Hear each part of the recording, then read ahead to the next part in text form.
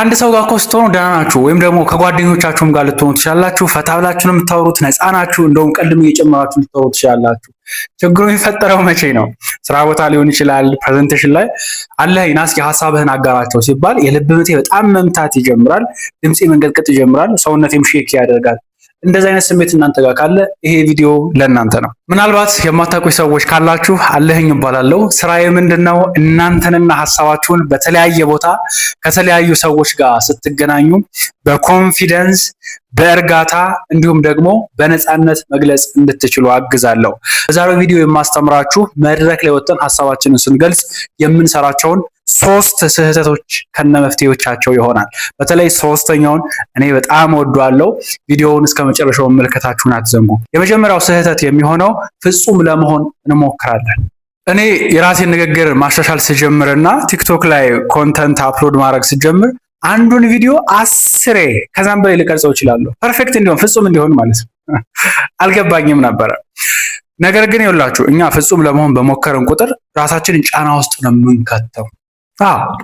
ጥሩ የሚባሉ ተናጋሪዎች፣ ጥሩ የሚባሉ ኮሚኒኬተርስ አንዳንድ ቃላት ላይ ሊንተባተቡ ይችላሉ፣ ሀሳባቸው ሊጠፋባቸው ይችላል። እሱ ምንም ችግር የለውም።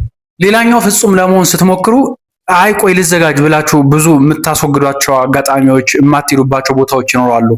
ለዝግጅት ብዙ ጊዜ ትፈጁና ከዛ ፕሬዘንት አድርጉም ስትባሉ እንደምትፈልጉት ጥሩም ላይሆን ይችላል።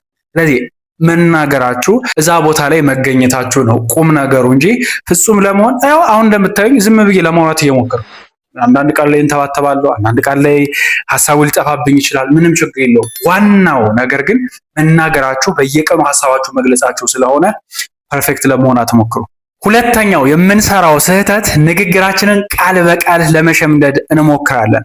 የጎንደር ዩኒቨርሲቲ ተማሪ ያለው ፕሬዘንቴሽን ሲኖር ላይብራሪ እገባለሁ፣ እዛ ነገር ላይ ሪሰርች አደርጋለሁ፣ አነባለሁ፣ አጠናዋለሁ እና በተቻለ መጠን ቃል በቃል ለመሸምደድ ነበር የሞክረው የምለውን ነገር። ከዛ በኋላ እና አላህ ፕሬዘንት አድርገህ አንተ ሰራ ነው ወጥቼ ተማሪዎቹን ጓደኞችን ኢንጌጅ ከማድረግ ይልቅ ምንድነው የማደርገው? አንዱን ቃል ከጠራው በኋላ ወደ የት ነው የሚሄደው? የሆነ ከተናገርኩ በኋላ የት ነው ትኩረት የሚሆነው? ኮንተንቱ ላይ ነው እንጂ የማወራቸውን ሰዎች ኢንጌጅ ማድረግ ላይ አይሆንም። ከሱ ይልቅ እኔ ሪከመንድ የማደርጋችሁ ንግግራችሁ ፍሰት እንዲኖረው መዋቅር ይኖራችሁ።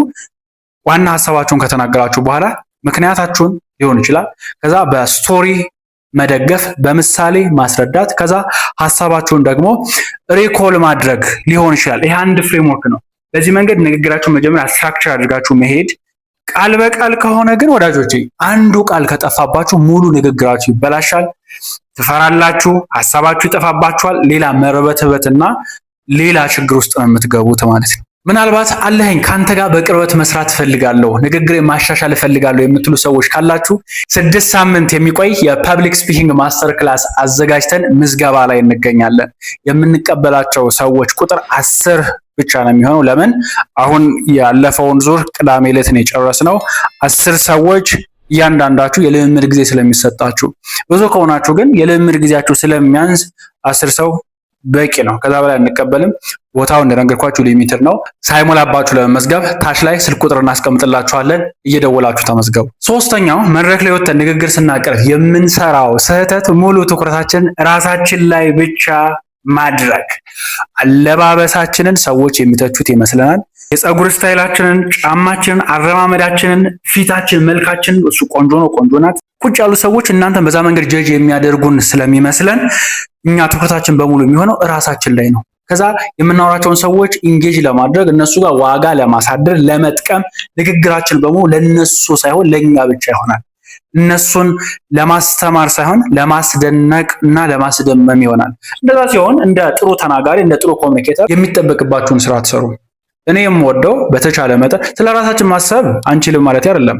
አሁን በቅርብ አንድ ፖድካስት ነበረኝ እና ምናልባት አለባበሴ በጣም እንኳን ባስጨንቀኝ እያሰብኩ ነበረ ስለ አለባበሴ።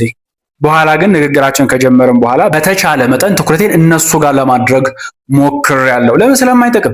ሰልፍ ኮንሺየስ መሆን፣ ስለ ራሳችሁ ብቻ ማሰብ ፍርሃታችሁን ነው የሚያባብሰው።